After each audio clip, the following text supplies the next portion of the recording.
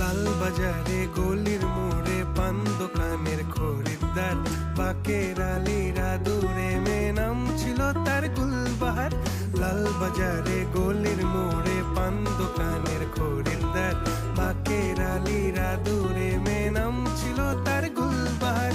নাম ছিল তার গুলবাহার, দেখতে ভারী চমৎকার, তুলনা যে হয় না তার হোসনে আরা গুলবাহার। বাকের আলীরা দূরে মেয়ে নাম ছিল তার